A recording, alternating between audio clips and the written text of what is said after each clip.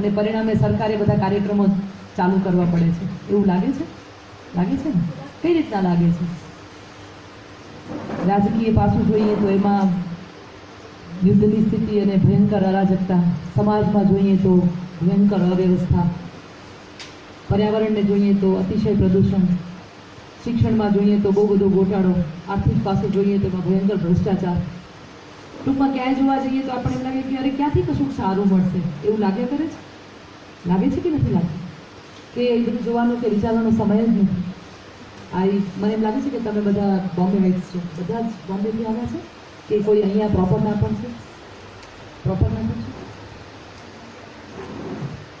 તો એટલે આ બધું વિચારવું જોઈએ. જો વિચાર ના આવતા હોય તો પ્લીઝ આ પણ વિચારવું. કારણ કે અહીંયા બેઠા બેઠા અમને તો ઘણા બધા વિચારો આવતા હોય છે કે અરે શહેરોમાં લોકો આટલું ફાસ્ટ જીવે છે તો એમને પોતાના વિશે ખબર છે કે નહીં, કે હું શું છું એ તો પછીનો પ્રશ્ન છે, પણ હું છું એની તો ખબર છે કે નહીં, કે બસ સવારથી ઉઠ્યા, ભાગ્યા, દોડ્યા, કામ ધંધે ગયા, આખો વખત કામ કર્યું, થાક્યા, આવ્યા, પાછા આવ્યા અને ખાઈ પીને સૂઈ ગયા. તો એમ દિવસો પસાર થતા જાય પણ આપણને પોતાની જાત વિશે ખબર જ નથી પડતી. જ્યાં સુધી આપણે પોતાને જ ના ખબર પડે ત્યાં સુધી આપણે સમાજ વિશે, પર્યાવરણ વિશે, દેશ કે દુનિયા વિશે કેમ વિચારી શકીએ? એટલે સૌપ્રથમ તો જ્યારે મેં વિચાર કર્યો ત્યારે મને એવું લાગ્યું કે આપણે જાગૃત બનવાની જરૂર છે અને જાગૃત બન્યા પછી જાગૃત જીવન જીવવાની જરૂર છે. તમે કહેશો કે આ બેમાં શું અંતર છે? જાગૃત બની ગયા એટલે જીવન તો જીવાઈ જાય, પણ એવું નથી હોતું. તમે બધા જાણતા હશો કે ભારતમાં અત્યારે સ્વચ્છ ભારત અભિયાન ચાલે છે. બધાને ખબર હશે. મોદીજી પેલા ગાંધીજીના ચશ્મા અને એમાં સ્વચ્છ ભારત લખેલું બધું આમ બહુ બધું ચાલે છે. આપણને બધાને ખબર છે કે ગંદકી નથી કરવાની, કચરો નથી કરવાનો, કચરો સાફ કરવાનો છે. આપણે બધાને ખબર છે. તેમ છતાં પોતાના હાથમાં નાનકડો કાગળિયાનું રેફર હશે તો આપણે શું નાખી દઈએ છીએ. એટલે હું કરું છું એ તો કચરો હોય જ ના શકે. કોઈ બીજો કરે તો એ કચરો હોય, અને કોઈ બીજાનો કચરો હું શું કામ પાડું? કારણ કે મેં નથી કર્યો, હે ને? અથવા તો અહીંયા થોડોક કચરો છે તો હું એકાદ પેપર નાખી દઈશ તો શું ફરક પડે? તો પેલું અકબર બિરબલની વાર્તા જેવું થાય પછી કે દૂધથી રોજ ભરવાનો હતો પણ હું પાણી નાખીશ તો શું ફરક પડશે? બધા લોકો તો દૂધ લાવવાના છે ને એમ કરીને બધા જ પાણી લાવ્યા અને આખો રોજ પાણીથી ભરાઈ ગયો. તો એ જ સ્થિતિ અત્યારે બિલકુલ સમાજની ચાલી રહી છે. પણ બહુ લાંબે સમાજ સુધી, દેશ સુધી, સેવા સુધી, પર્યાવરણ સુધી આપણે નથી જવું.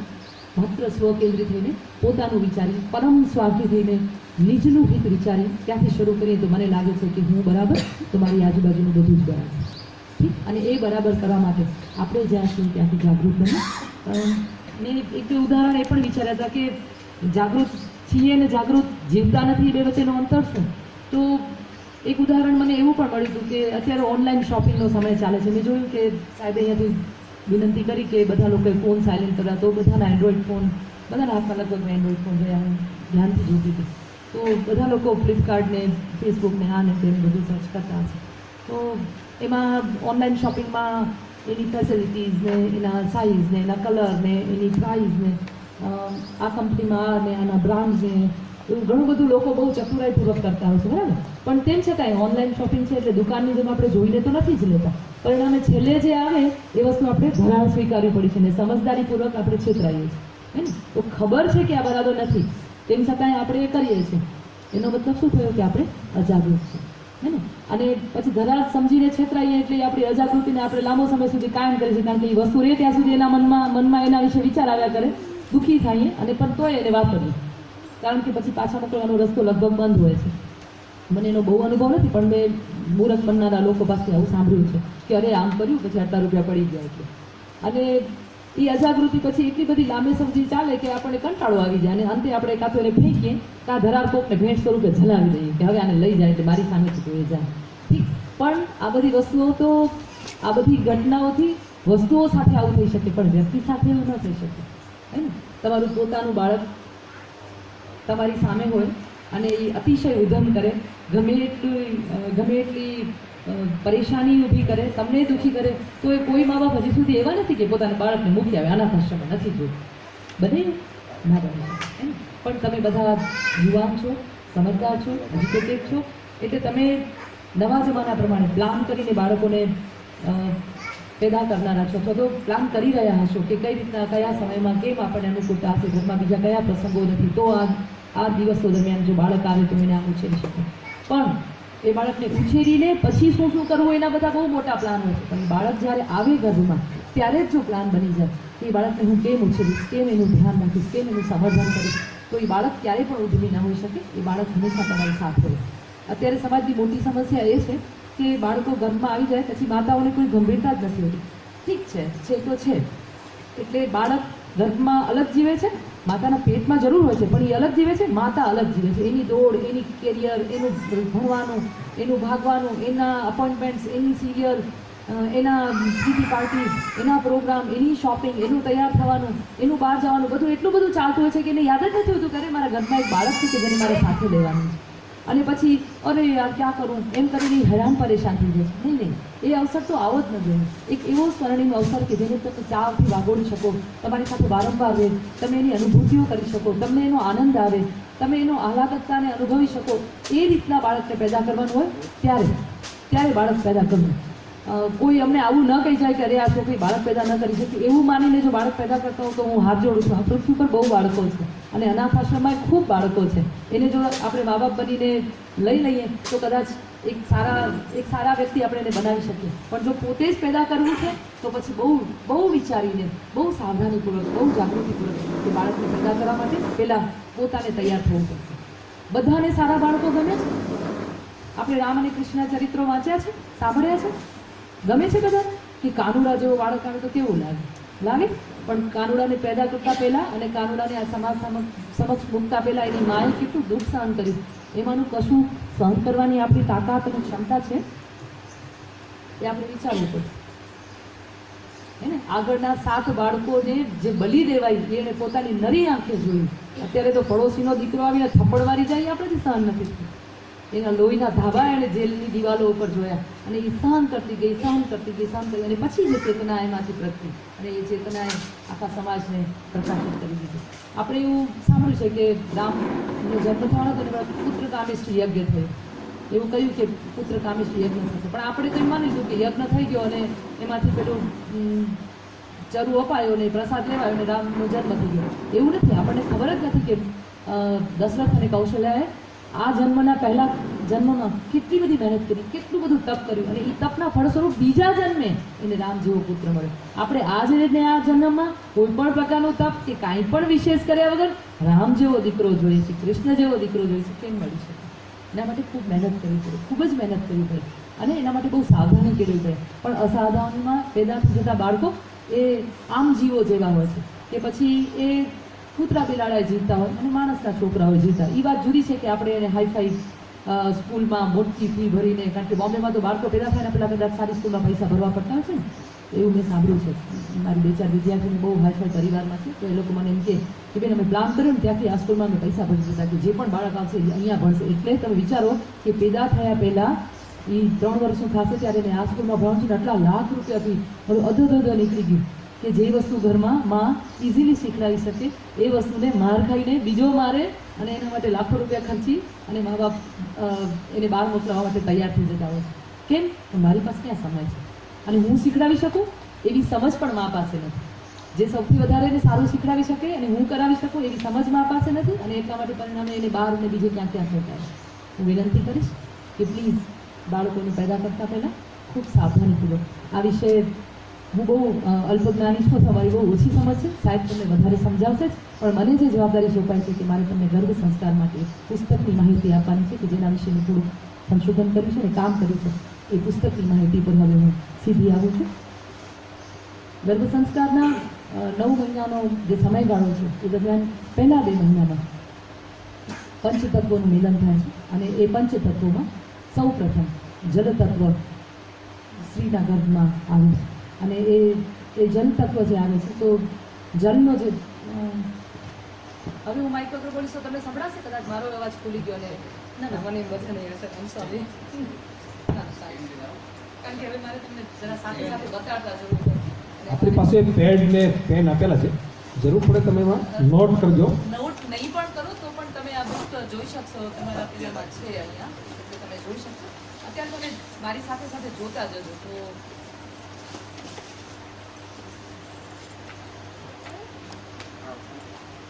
બહુ ઓછા લોકો છો એટલે મેં સાહસ કર્યું કે હું બુક ખોલીને તમારી સામે આ મૂકી શકું. પહેલાં મને એમ હતું કે મારે ત્યાંથી બોલવાનું હશે ને ઘણા લોકો હશે તો નહીં પહોંચી શકે, પણ તમે જોઈ શકશો. પાણીનો રંગ તમને ખ્યાલ હશે એ જ. ઓકે, પહેલાં હું તમને એ વાત કરી દઉં કે આ બુકનું નામ છે માનસ શિશુ સંગોપન. અને આ જે માનસ શિશુ સંગોપન રામાયણ કોણે લખ્યું તમને આઈડિયા છે? વાલ્મીકીજીએ રામાયણ લખ્યું અને રામચરિતમાનસ તુલસીદાસજી. તો તુલસીદાસજીએ જે રામચરિતમાનસ લખ્યું એમાં ચોપાઈઓ છે, દોહા છે અને છંદ છે. એ ચોપાઈઓ અને રામચરિતમાનસની ચોપાઈઓ ઉપર અભ્યાસ કર્યો. એમાંથી 9 મહિના દરમિયાન બાળકના માતાના ગર્ભમાં બાળકના જે અંગનો વિકાસ થાય છે એ અંગને લઈને ચોપાઈઓને શોધવામાં આવી અને એ ચોપાઈઓને એના વિશેષ રંગમાં એ શબ્દો જે તમે વધારે કેન્દ્રિત કરી શકો એવા શબ્દોને લઈને અને એની સાથે જ એના પ્રતિકાત્મક ચિત્રો અને એની સાથે જ એ ચોપાઈઓને એ દિવસો દરમિયાન કયા રાગમાં તમારે સાંભળવી જોઈએ એને લઈને એક સીડી પણ તૈયાર કરવામાં આવી કે જે કદાચ તમને કીટ અપાઈ છે એમાં અપાઈ પણ છે એમાં સાથે. તો એ આખી મહેનત કરી અને એના પાછળ શું કામે આ બધું કર્યું તો એ તમે જ્યારે એક મહિનાને જોતા જશો તો તમને વધારે સારી રીતના સમજો. એટલે સૌપ્રથમ જે પંચતત્વનું મિલન થાય છે એમાં જે જળતત્વ છે એ જળતત્વની ચોપાઈઓને લાઇટ બ્લુ રંગમાં અને એમાં જલ શબ્દને લઈને બારી શબ્દને લઈને બારીથી શબ્દને લઈને બારિશ શબ્દને લઈને એવી ચોપાઈઓમાં સંશોધકો મૂકેલી છે અને એને બ્લુ રંગમાં છાપવામાં છે. નીચે એનું જ જળનું પ્રતિકાત્મક ચિત્ર પણ અહીંયા છાપ્યું છે. એના પછી બીજો તત્વ એમાં જોડાય છે અને એ છે વાયુ તત્વ. વાયુ તત્વ એ વાયુ એ હૃદય સાથે જોડાયેલું છે અને એટલા માટે એને લીલા રંગમાં છાપ્યું છે. નીચે એનું પ્રતિકાત્મક ચિત્ર પણ છે અને એમાં વાયુ, પવન, મરુત, મારુત આવા શબ્દોને લઈને ચોપાઈઓનું સંશોધન કરી અને અહીંયા મૂકવામાં આવ્યું છે. એની સાથે જ ત્રીજો તત્વ જોડાય છે પૃથ્વી. એ પૃથ્વી તત્વ, પૃથ્વી એટલે જમીન, ભૂમિ એવી ચોપાઈઓને લઈને અથવા તો ભૂમિતલ, ધરા, ધરણી એવા શબ્દોને લઈને ચોપાઈઓ છે અને એનું જ પૃથ્વીનું પ્રતિકાત્મક ચિત્ર નીચે એમાં મૂકવામાં આવ્યું છે. પેજ નંબર 17 ઉપર છું હું અત્યારે. લાલ કલર. એના પછી ચોથું તત્વ જોડાય છે તેજ તત્વ, અગ્નિ.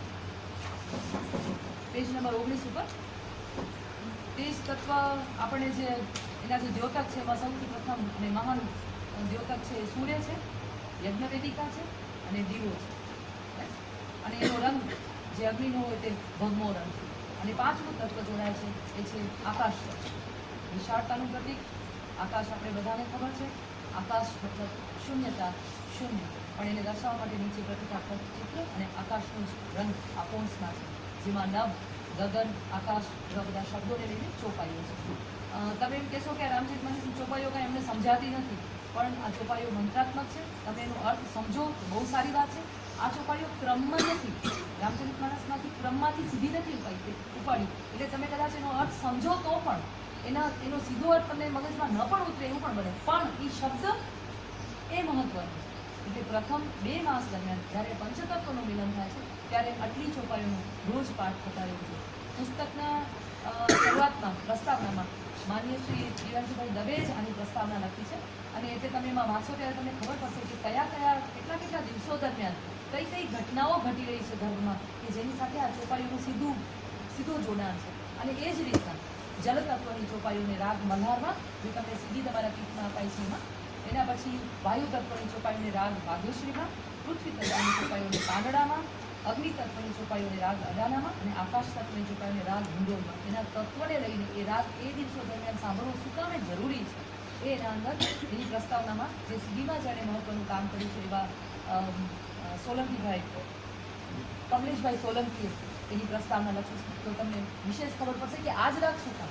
અને એ રાગ માટે પણ કારણ કે સંગીત એ મારો વિષય તો હતો જ નહીં, પણ તેમ છતાં બહુ વિશેષ સંગીતજ્ઞોને આ ચોપાઈઓને અને આ ઘટનામાં આ શું વંચાવવું જોઈએ અથવા કયા રાગમાં સંભળાવવું જોઈએ એની અમે માહિતી એકત્રિત કરી અને બહુ બધા લોકોને મળ્યા પછી એક બધાનો સામાન્ય મત એકઠો કરીને આમાં આ રાગ સાંભળવો બહુ મહત્વનો રહેશે એવું કરીને એ રાગની સીડી તૈયાર કરવામાં આવી છે. એટલે આ ચોપાઈઓને જ્યારે છેલ્લે અત્યારે હું ત્યાં સુધી પહોંચી છું કે તમે આ ચોપાઈઓને વાંચો, બહુ સારી વાત છે. વિચારો, બહુ સારી વાત છે. અર્થ સમજવાની કોશિશ કરો, અતિ સારી વાત છે. ચોપાઈઓની સીડીને સાંભળો, બહુ સારી વાત છે. ચોપાઈઓની સીડી જ્યારે શરૂ થશે ત્યારે શરૂઆતમાં જ તમને એવો અવાજ સંભળાશે એમાં કે અરે મારા પાસે તો સમય જ નથી. તો કાંઈ વાંધો નહીં, રાત્રે ચાલુ રાખીને સૂઈ જજો. ચોપાઈઓ એનું કામ કરશે, બરાબર? કારણ કે કોઈ કોઈને સાંભળે છે, ઠીક છે? એટલે પ્લીઝ ચાલુ રાખીને સૂઈ જાઓ. પણ હું છેલ્લે બિલકુલ લાસ્ટલી, કારણ કે જ્યારથી આપણે તૈયાર થઈશું ત્યારથી હું સતત જે કપલ્સ મારા બહુ નજીકના છે, જેની મેં બુક આપી છે, જેના સાથે હું ફોનના કોન્ટેક્ટમાં છું, એ લોકો મને એવું કહે છે કે પુસ્તક બાજુમાં રાખીને સૂઈ જાય છે ને તોય સારું લાગે છે. અને છેલ્લે હું હમણાં એ પ્રયોગ કરી રહી છું કે જે મહિનો ચાલતો હોય એની ચોપાઈઓને જસ્ટ ઉલટી કરીને તમારા પેટ ઉપર રાખો, તો પણ ચોપાઈઓ એનું કામ કરે છે. આ છેલ્લું મારું સંશોધન નથી લાગી તમારી સાથે હમણાં વાત કરી ગઈ, પણ આ મેં હમણાં કર્યું છે કે મને જરાય ટાઈમ નથી. હું એટલી બધી થાકી જાઉં છું કે ભૂખ હાથમાં લાવું તો મને ઊંઘ આવી જાય છે, તો હું શું કરું? મેં કીધું હવે તારા પાસે હું આવી ન વાંચી શકું, એટલે હવે તું એક મહેરબાની કર કે જે કે મહિનો છે એને ખોલ, ચોપાઈઓને પેટ ઉપર રાખી દે, તું સૂઈ જા. સીડી ચાલુ રાખ અને ચોપાઈઓને આમ ઉલટી કરીને રાખ, અને તો પણ એ ચોપાઈઓ અસર કરે છે. હું એ ચોપાઈઓની મહત્તા, એની પવિત્રતા ઉપર મારો પૂરો ભરોસો છે. અને હું એવું તમને ચોક્કસ કહીશ કે કોઈ શંકા વગર એ પ્રયોગ તો કરી શકો કે તમને કેવું લાગે છે. અને કદાચ આ બુક ઉપર નંબર પણ મારા છાપેલા છે. તમને કંઈ સારો અનુભવ થાય તો મારા સુધી પહોંચાડજો અને શેર કરજો તો મને ખબર પડશે કે આનાથી આગળ પણ કંઈક થઈ શકે છે. કારણ કે આ મારો અનુભવ નથી, મને લોકોએ જ કહેલી વાતોને હું પ્રયોગના રૂપમાં આગળ વિચારતી જાઉં છું ને લોકો સુધી પહોંચાડું છું. ઓકે, પ્લીઝ એનો પ્રયોગ એ રીતના થઈ શકે. 2 મહિના પછી ત્રીજો મહિનો, અને ત્રીજા મહિનામાં સૌથી પહેલાં જે ગર્ભનું પિંડ છે એને કાન ખૂટે છે. એટલે બાળકનું સાંભળવાનું ત્યાંથી શરૂ થાય છે. અને એટલે જ કદાચ આપણી જે દર્ગા ભક્તિ છે એમાં સૌથી પહેલી ભક્તિ છે શ્રવણમ કીર્તનમ દાસ્યમ સખ્યમ આત્મનિવેદનમ, કે જે આખું ભાગવતમાં એનો ક્રમ દર્શાવ્યો છે. એ જ ક્રમમાં સૌથી પહેલાં પિંડને કાન ફૂટે છે. અને એટલા માટે જ એવું કહેવાય છે કે પછી મા બાપે તો ન જ ઝઘડવું જોઈએ. અને મા બાપના ઝઘડે નહીં, પણ દુનિયાના બીજા ઝઘડા કે જે આપણે ટીવીમાં ઘરે બેઠા બેઠા આરામથી એસીમાં જોઈએ છીએ, કોકના ઝઘડા, એ તો ન જ જોવા જોઈએ. કારણ કે બાળક એ બધું જ સાંભળે છે. આપણે શું કામ કોકના ઝઘડા આપણા બાળકને સંભળાવવા જોઈએ? કોઈ કારણ છે ખરું? અને પછી આપણને એટલો બધો રસ હોય કે આપણે બીજી રીતે રાહ જોતા હોય, કાલે આમ થયું ને, હવે આ શું જોબ છે જોયું નહીં. એ દિશામાં આપણો રસ નથી કેળવાનો. કોઈ નથી કહેતી કે ટીવી ત્યાજ્ય છે, પણ ટીવીમાં બીજું ઘણું સારું આવે છે, આપણે એ જોઈ શકીએ. અને મનોરંજન માટે જોઈ લઈએ થોડી વાર અને છોડી દઈએ તોય ઠીક છે, પણ એનો બીજે દિવસ માટે આગળ શું આવશે એના ઇંતજાર સાથે, મતલબ કે આખી રાત આપણે એ સિરિયલના પ્રભાવમાં રહેવાનું. સિરિયલના પ્રભાવમાં નથી રહેવાનું, આપણે આપણા બાળકના પ્રભાવમાં રહેવાનું છે. હું તો આપણા પોતાના સારા સ્વભાવના પ્રભાવમાં રહેવાનું છે, તો આપણે સારું કામ કરી શકીએ. એટલે પ્લીઝ આ શ્રવણ બાળકને ત્રીજા જ મહિને કાન ફૂટે છે, એટલે જાગૃત થઈ જાય છે અને સાંભળે છે. અને સાંભળે છે એટલે આપણે સતત એની સાથે રાખવાનું છે. ત્યાં સુધી કહીશ કે જ્યારે માતાની પ્રેગ્નન્સી હોય તો એને નકળા પણ કામમાં બાળકને સાથે લે. અત્યારે શું થાય છે કે બાળકને સાથે નથી લેતા ને, પરિણામે આપણે બાળકોને કહીએ છીએ કે તું સાંભળ, કે તું આમ કરે તો એ નથી સાંભળતો, પછી આપણે એને થપ્પડ મારવું પડે છે, પછી આપણે એનો કાન પકડવો પડે છે. પણ જો તમે શ્રવણની ચોપાઈઓ બાળકને સંભળાવી હશે અને સતત એને સાથે રાખી હશે, સાથે રાખવું મીન્સ વોટ? ચલો બચ્ચા, હવે પપ્પાને ઓફિસ જવાનો ટાઈમ થઈ ગયો, એના માટે નાસ્તો બનાવી દો, ચલો હવે હું ચાય બનાવી દઉં, ચલો હવે એવી બધી તૈયારી કરી દીધી, હાલો આપણે એને બાય કરી આવીએ, ઠીક છે? ચલો હવે આપણે એને ફોન કરી પૂછીએ કે તમે ક્યારે આવ્યું છે, શું છે, હવે આપણે બહાર જવાનું છે, હવે મમ્મી પપ્પાને મારે મંદિર લઈ જવાના છે, અથવા તો મારે પોતાને મંદિર જવાનું છે, અથવા મારે રોજ પૂજા કરવી છે, ચાલ તું મારી સાથે આવી, ચાલો હવે આપણે રસોઈ કરશું, જો હું આજે આ શાક બનાવું છું. આવી નાની નાની વાતો તમે એની સાથે ત્રીજા મહિનાથી શેર કરવાનું શરૂ કરો.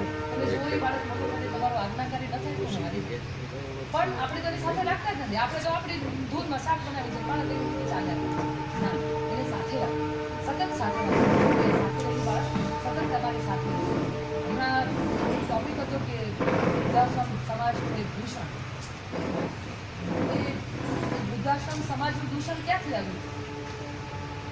આપણે સાંભળવાનું બંધ કરી દીધું. અને આપણે શું કામ ન સાંભળ્યું અથવા કેમ નથી સંભળાતું આપણને? કારણ કે આપણે મા બાપે આપણે સાથે રાખીને સંભળાવી નહીં શરૂઆત, અને પછી આપણે આઝાદ થઈ ગયા કે કાંઈ ના. એ આઝાદી પણ એટલે જ આવી કે આપણે સાંભળવાનું બંધ કર્યું. તો પ્લીઝ, જો બાળક ત્રીજા મહિનાથી સાંભળવાનું શરૂ કરે છે ને મા બાપ એને ત્યાંથી સંભળાવવાનું શરૂ કરે તો બાળક સતત જિંદગીભર મા બાપને સાંભળવા છે. આકાશનો શબ્દ એ આકાશનું તત્વ છે, અને એટલા માટે એને આકાશી કલરમાં જ છાપ્યું છે શ્રવણની ચોપાઈને. એમાં શ્રવણ શબ્દને લઈને ચોપાયું, અને સુનવું સાંભળ, સુનવું એવી ચોપાઈ લઈને, અને એમાં બધી જ એ વસ્તુ છે કે ભક્તિના ગુણો સંભળાવું છું સાંભળ, કથા સંભળાવું છું એ સાંભળ, સંતોના ગુણો સંભળાવું છું એ સાંભળ, એ બધી જ વસ્તુઓ સાંભળ રીતે રામચરિત્ર જેટલી ચોપાઈઓ છે બધી જ ચોપાઈઓ આમાં રાખવામાં આવી છે અને એની સાથે જ સાંભળવા માટે જે શબ્દોના તરંગો આપણા સુધી કેવી રીતના પહોંચી શકે એવું જ પ્રતિકાત્મક ચિત્ર નીચે મૂકવામાં આવ્યું છે અને એ જ ત્રીજા મહિનાની ચોપાઈઓને સાંભળવાના રાગ બીજા રાગમાં એને આમાં ગાવામાં આવે છે સીડીમાં જે તમે એમાં સાંભળી શકો. ચોથા મહિનામાં બાળકનું હૃદય ધબકવાનું શરૂ કરે છે. એટલા માટે મા બાપના મગજમાં એવું થઈ ગયું છે કે અરે ખબર પડી 2 મહિના પછીથી 3જા મહિના પછી કે અરે હવે તો ગર્ભ છે ને અરે હવે મને બાળક નથી જોતું. તો ડૉક્ટરોએ પછી એવું કે હવે તો જીવ આવી ગયું, હવે અબોર્શન ન કરાવે. ખરેખર એવું નથી, જીવ તો ગર્ભમાં આવ્યો ત્યારથી જ આવી જાય છે, આપણને ખબર નથી હોતી. અને પછી આપણે જ્યારે હૃદય ધબકવાનું શરૂ થાય ચોથા મહિના પછી એમ કહીએ કે જીવ આવી ગયો છે. ખરેખર એવું થવું જ નથી જોઈએ. પણ એ દુર્ઘટના ઘટે નહીં એના પહેલાંની સાવધાની તો મા બાપ લઈ શકે ને. અને એ સાવધાની માટે આપણે બધા અહીંયા મળ્યા છે કે તમે એ સાવધાની અને જાગૃતિ સ્થિતિ કેળવી છે. ચોથા મહિનામાં બાળક હૃદય ધબકવાનું શરૂ કરે છે અને એટલા માટે હૃદય ચક્રના લીલા રંગમાં આ ચોપાઈઓને અહીંયા છાપવામાં આવી છે. એ હૃદય શબ્દને લઈને કુળ શબ્દને લઈને મોસ્ટ ઓફ ચોપાઈઓ આમાં છાપવામાં આવી છે અને નીચે એવું જ હનુમાનજીના હૃદયમાંથી રામ અને જાનકીના દર્શન થયા છે એવું પ્રતિકાત્મક ચિત્રમાં છાપેલું છે. અને એ જ હૃદયની ચોપાઈઓને સીડીમાં જીજોટી રાગમાં આમાં ગવાય છે. એટલા માટે કે હૃદયની વિશાળતાને હજી વધારે પ્રબળ કરી શકે એ રીતના રાગમાં એ તૈયાર કરવામાં આવે છે.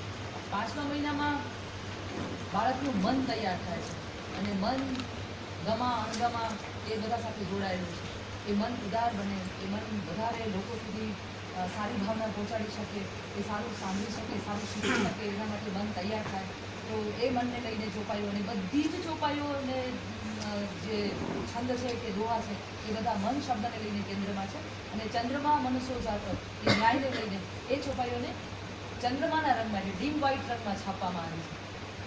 બ્લુ પૃષ્ઠભૂમિ છે. આ બ્લુ રંગનું મહત્વ નથી, પણ આ ફોન્ટ્સનો જે રંગ છે એનું મહત્વ છે. હું એમ પણ કહીશ કે જ્યારે તમે વિચાર કરતા હો ત્યારે જસ્ટ કોઈ કામ કરતાં તમે આમ 5 મિનિટ શાંતિથી બેસો તો તમે એ રંગને પણ એ મહિના દરમિયાન જોઈ શકો. એ રંગના કપડાને પણ તમે કહી શકો કે તમને એ રંગનું યાદ રહે. કારણ કે આખી કલર થેરાપી ઉપર ઘણું બધું કામ થઈ રહ્યું છે દુનિયામાં. જોકે મને એના વિશે વધારે નોલેજ નથી, પણ મેં જેટલું કામ કર્યું એમાં જે આ રંગો પર કામ થયું છે એની કેટલી બધી સફળતા છે એનો મને ચોક્કસ ખ્યાલ છે. એટલા માટે હું આપણે વિનંતી કરું છું. એ રંગના કપડાં પહેરીએ તો પણ એની અસર થાય અને એ રંગને જસ્ટ ધ્યાન કરી કલ્પનામાં લાગી તો પણ એની અસર બાળકો પર બહુ વધારે છે. એટલે એ ચંદ્રમાના રંગથી છપાયેલી ચોપાઈ છે એ ડીમ વ્હાઇટ રંગ.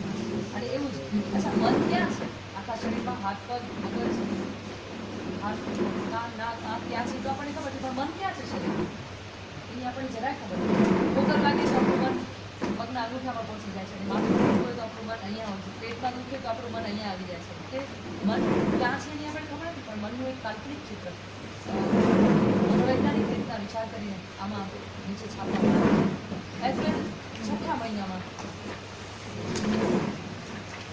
બાળકની બુદ્ધિનો વિકાસ થાય છે.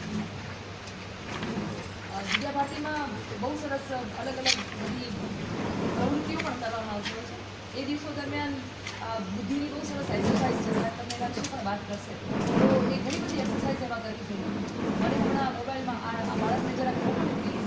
ચેરના અવાજને કારણે બધા સુધી મારી વાત પહોંચતી નથી. આઈ એમ સોરી. હું વિચારતી હતી કે મને ચલાવી લઉં પણ પછી પાછળવાળાના ચહેરાઓને જોઈને મને એવું લાગ્યું આઈ એમ વેરી સોરી. 6થા મહિનામાં બાળકની બુદ્ધિનો વિકાસ થાય છે તો એમાં ઘણી બધી પ્રવૃત્તિઓ પણ કરવાની હોય છે. પણ આપણે કેવી બુદ્ધિ જોઈએ?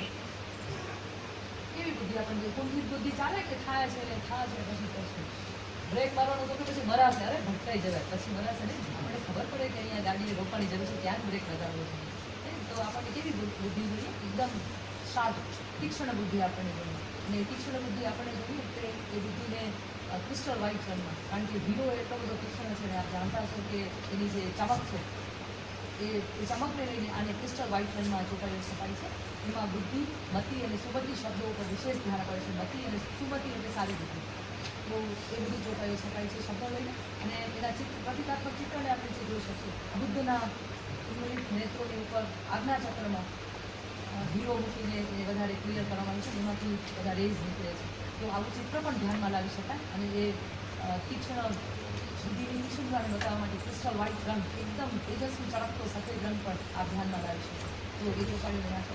ઘણી વાર એવું હોય કે આપણી બુદ્ધિ ધ્યાન જ ન દેતી હોય, આપણને ખબર જ ન પડતી હોય કે શું ચાલે છે, અથવા આપણે બેધ્યાનીમાં કામ કરતા હોઈએ, મીન્સ કે આપણી બુદ્ધિ ત્યાં ધીમી પડે છે. અને નવા જમાનામાં બુદ્ધિ બધા પાસે પહોંચી ગઈ છે, પણ બધું બહુ આડું ને ખોટું ખોટું જે તે વિચારતી હોય છે. બુદ્ધિને એ દિશામાં નથી લગાડતી, બુદ્ધિને સાત્વિકતા તરફ લગાડવાની. તો એવા ભાવ સાથે આ ચોપાઈઓનું પઠન અને પાઠન થયું છે. એઝ વેલ બુદ્ધિના જે છઠ્ઠામાળની ચોપાઈઓ છે એ બુદ્ધિની જ દેવી સરસ્વતી મા શારદા અને સરસ્વતી રાગમાં એને ગવાય છે. સોરી, વચ્ચે હું મનની ચોપાઈઓનો વિષય કહેવાનું રહી ગયું કે મનનું રંજન કરનાર ભગવાન શિવના પ્રિય રાગ શિવરંજનીમાં મનની ચોપાઈઓને ગવાય છે, જે તમે આ સીડીમાં સાંભળી શકશો. એના પછી 7મા મહિનામાં સર્વાંગ સુદૃઢતા, શરીરના પ્રકીર્ણ અંગો વિકસિત થાય છે અને મોટા મોટા હાડકાં એ આકાર લેતા હોય છે. એટલા માટે નીચે રામજીનું ચિત્ર પણ બાહુબલને અને શરીર શોષણને બતાડેલું છે. એઝ વેલ આમાં હનુમાનજી અને રામજીની શરીર શોષણની બધી ચોપાઈઓને મૂકવામાં આવી છે અને એને સ્પેશિયલી એ પીળા રંગમાં છાંટ્યું છે. એઝ વેલ એ જ મહિનામાં બાળકના આંખના પોપચા હલવાનું શરૂ કરે છે અને એટલા માટે નીચે બુદ્ધના વિવિધ નેત્રો પણ છાપેલા છે અને એમાં પણ નયન, નેત્ર, આંખ એવા બધા શબ્દોને લઈને ચોપાઈઓ છાપેલી છે.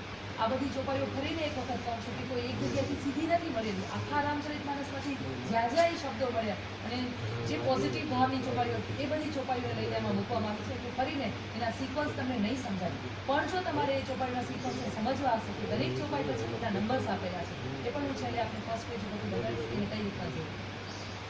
અને એ 7મા મહિનાની ચોપાઈઓને આમાં સીડીમાં રાગ માલકોન્સમાં છાપવામાં આવ્યું છે. સુદૃઢતાને લઈને રાગ માલકોન્સ બહુ વિશેષ છે.